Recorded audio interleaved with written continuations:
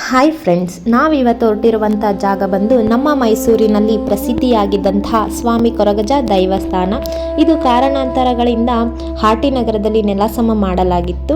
ಇದನ್ನು ಮತ್ತೆ ಮೈಸೂರು ಜಿಲ್ಲೆಯ ನಂಜನಗೂಡು ತಾಲೂಕಿನ 16 ಗ್ರಾಮ ಎಂಬಲ್ಲಿ ಮತ್ತೆ ಪುನರ್ಸ್ಥಾಪನೆ ಮಾಡಲಾಗಿದೆ. ಅಚ್ಚರಿ ಏನೆಂದರೆ ತುಳುನಾಡಿನ ಕೊರಗಜ್ಜನಿಗೂ ಮೈಸೂರು ಕೊರಗಜ್ಜನಿಗೂ ಯಾವುದೇ ಸಂಬಂಧ ಇಲ್ಲದಿದ್ದರೂ ಮೈಸೂರಿನಲ್ಲಿ ಸ್ಥಾಪಿತವಾಗಿರುವ ಕೊರಗಜ್ಜನ ಸನ್ನಿಧಿಗೆ ಮೈಸೂರು ಮಾತ್ರವಲ್ಲದೆ ಹಲವಾರು ಕಡೆಗಳಿಂದ ಭಕ್ತರು ಇಲ್ಲಿಗೆ ಬರುತ್ತಾರೆ.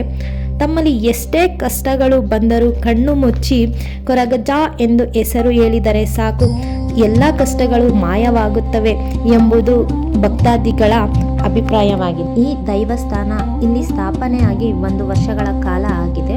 ನಾವು ಸಹ ಇದೇ ಮೊದಲ ಬಾರಿಗೆ ದೈವ ಸನ್ನಿಧಿಗೆ ಬಂದಿರೋದು. ಈ ದೈವಾಲಯದಲ್ಲೇ ಪೂಜಾ ಸಾಮಗ್ರಿಗಳು ಸಹ ಇಲ್ಲೇ ದೊರೆಯುತ್ತದೆ. ಇಲ್ಲಿ ನಾವು ದೈವದ ಮುಂದೆ ನಿಂತು ಮನಸ್ಸಿಂದ ಏನಾದರೂ ಬೇಡಿಕೊಂಡರೆ ಅದು ಕೊರಗಜ್ಜ ನಮಗೆ ಕರುಣಿಸಿದ್ದರೆ ಅದನ್ನು ನಾವು ಹರಕೆ ರೂಪದಂತೆ ತೀರಿಸಬೇಕು.